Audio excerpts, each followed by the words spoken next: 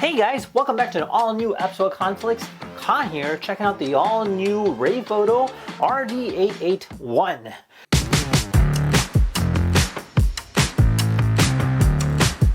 1080p projector that's designed to be a budget projector with the quality that you need. Now together we'll be seeing exactly what it's all about and seeing exactly what it can do. So without further ado, let's go ahead and get started.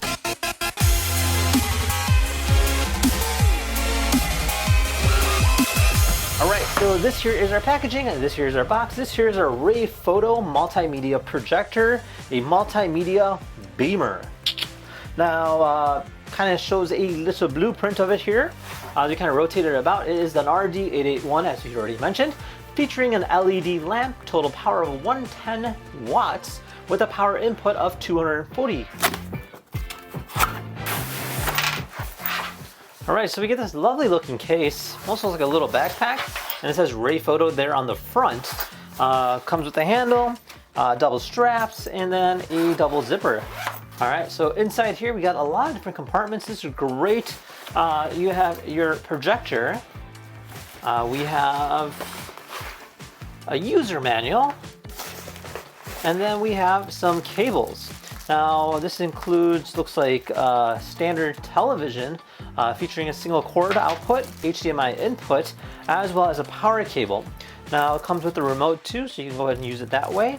And then of course you get a user manual kind of explaining how to go ahead and set this up, as well as how to go ahead and use it. So first off, it is a little bit smaller than I was expecting, but again, you know, budget size projectors include budget size sizes.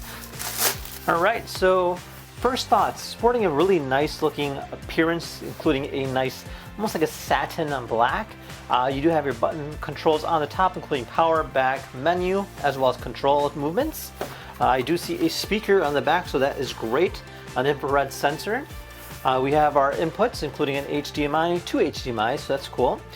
Two USBs, an AV, and then even an aux port too for listening to headphones, even though I wouldn't imagine being that close to a projector. Now we do have our cap here for our projector lens. Just go put that back on. And then on the bottom here, we do have some adjustments. So we do have this little dial here that you can go and unscrew to get that perfect angle. So you can do that and project it like that. So with that said, let's go ahead and set this thing up next and try it out. All right, so we're all set and ready to go. We set up our projector screen. We have a projector loaded, and let's go ahead and hit the power button on our remote. So this will automatically boot it up. There we are. So this will be the Rayfoto logo.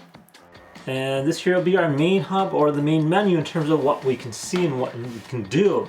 Now you do have your multimedia, you do have your iOS cast, you have your mirror cast, so you can go ahead and stream it off of your phone based on Android or iPhone.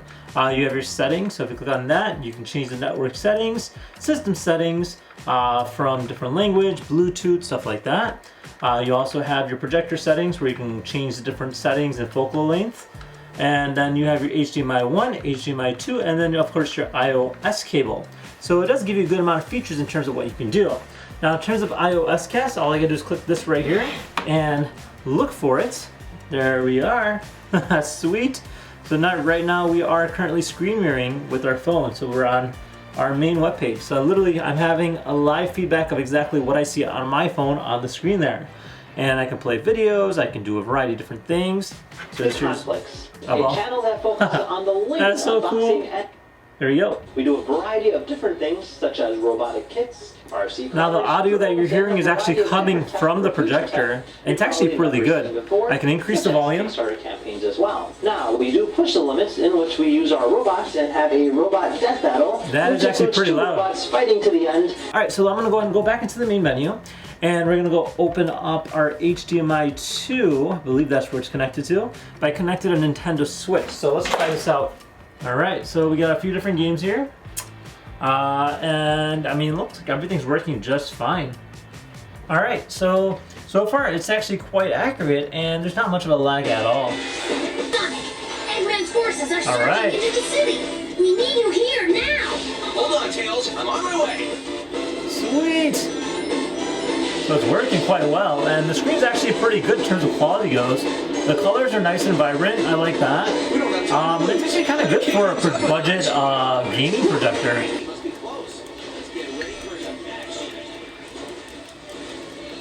All right. And there you guys have it. So overall, actually a lot of fun. I think the projector itself performs quite well for what it is. The color of the screen is quite vibrant and it is really smooth in terms of quality as well as playback value. Now you can go and do projections like this where you can play games, or you can even do presentations based on using your phone. But you also have the additional outputs of other HDMI ports as well as USB port, and then other features as well. So overall it's a great well-rounded projector, and for the price you can't really complain because it even has a built-in speaker as well. Now with that said, if you guys have any questions, feel free to comment down below. Otherwise, thank you guys for watching. I'll see you guys next time. Take care now. Bye bye.